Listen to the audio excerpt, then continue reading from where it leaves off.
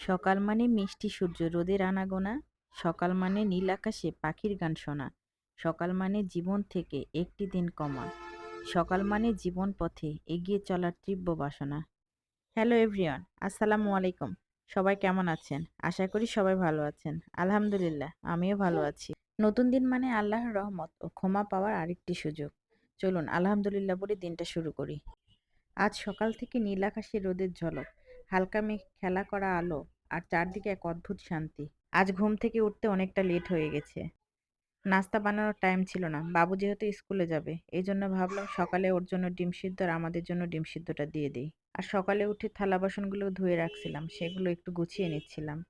বাসায় সকালের কাজটাই যেন বেশি, বিকেলে অনেকটা ফ্রি থাকি।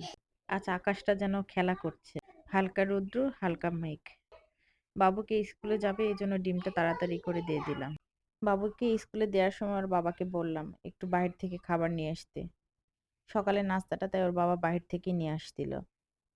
সকালের নাস্তাটা সেরে মেয়েকে ঘুমিয়ে দিয়ে মনে করলাম একটু রিল্যাক্সে চা খাই।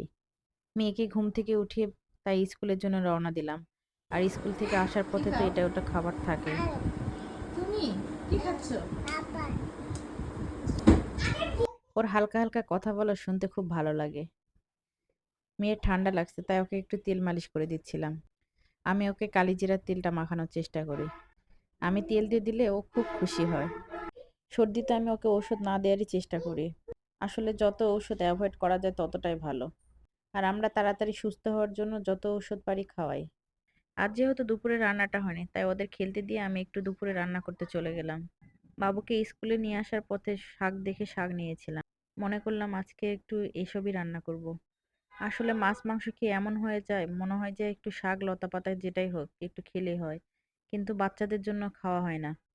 বাচ্চারা মাংস ছাড়া কিছুই খেতে চায় না। আর এর ফাঁকে মেয়েকে গোসল করাই দিলাম। আর গোসল করানোর পর ওকে একটু খেজুর খেতে দিলাম। আসলে ও খেজুরটা খাবে আর আমি এর ফাঁকে রান্নাটা সেরে নেব। ও খেজুর খেতে খুব ভালোবাসে, তাই দেখছেন কিরকম খুশি হয়েছে। সবকিছু ধুয়ে আমি রান্নাটা উঠাই দিব।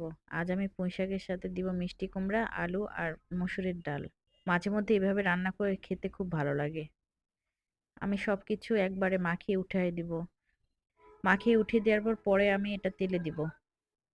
এভাবে খেতে ভালো লাগে। আপনারা খেয়ে দেখবেন, অনেক মজা হয়।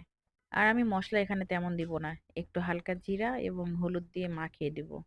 এই মাটি পাত্রে একটা গাছ লাগাইছিলাম কিন্তু হয়নি, মনে করলাম পুঁইশাকের ডালগুলো লাগাই দেই, দু একটা পাতা যদি গজায় তাহলে ভালোই হয়, যাতে বাচ্চাদের খিচুড়ি রান্না করার সময় খিচুড়িতে দিতে পারি।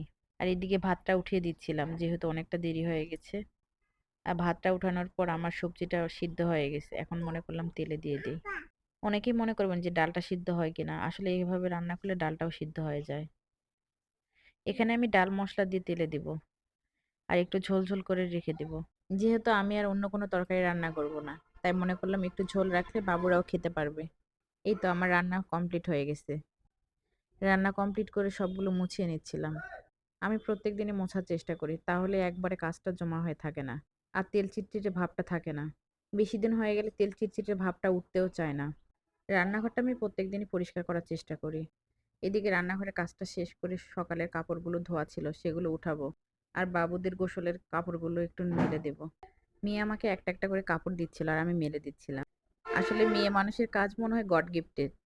আর বাসায় ছোট বাচ্চা থাকলে যা হয়, সকালে টেবিলের কাপড়টা নষ্ট করে দিছিল তাই ওটা ধুয়ে রোদে দিছিলাম। আজ এই পর্যন্ত, দেখা হবে অন্য কোনো ভিডিওতে। সেই পর্যন্ত সবাই ভালো থাকবেন। আসসালামু আলাইকুম।